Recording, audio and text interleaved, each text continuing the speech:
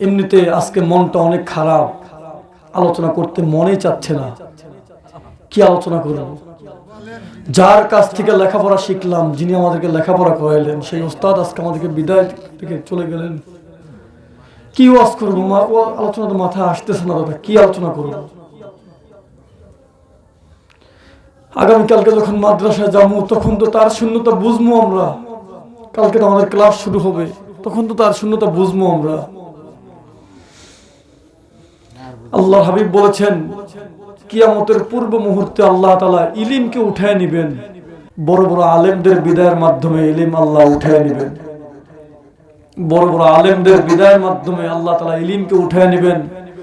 হাজার হাজার আলেমের ওস্তাদ, হাজার হাজার আলেমদের ওস্তাদ যিনি মুফতি মাওলানা শহীদুল ইসলাম সাহেব, আমাদেরকে যে কি পরিমাণ ভালোবাসতেন, কি পরিমাণ যে আদর করতেন, এটা আপনাদেরকে বলে বোঝাতে পারবো না।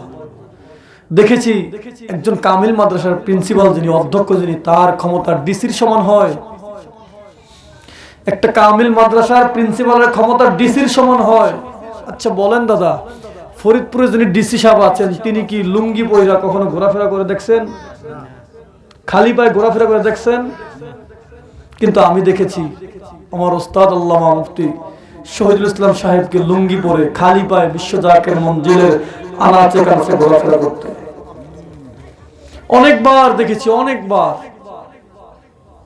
বাসায় যখন যাইতাম আমাদেরকে কি যে আদর করতেন বলার বাহিরে। এত বড় একজন আলেম যিনি সব সময় মাথা নিচু করে হাঁটতেন। আমার হুজুর কেবলাজান বলতেন, বাবা, ফলবান বৃক্ষ মাথা নিচু করে রাখে। যেই গাছে ফল আছে, এই যে কয়েকদিন পরে গাছে আম ধরবে, আম যখন ছোট ছোট থাকবে তখন কিন্তু আম গাছের ডালটা মাটির দিকে নামবে না। আম যখন বড় হয়ে যাবে, ফল যখন বড় হয়ে যাবে, তখন দেখবেন আম গাছ, জাম গাছ, যাহাই বলেন না কেন, লিচু গাছ, যে কোনো ফল গাছ বলেন না কেন, ওই ফলের ডালটা নিচু হয়ে যাবে।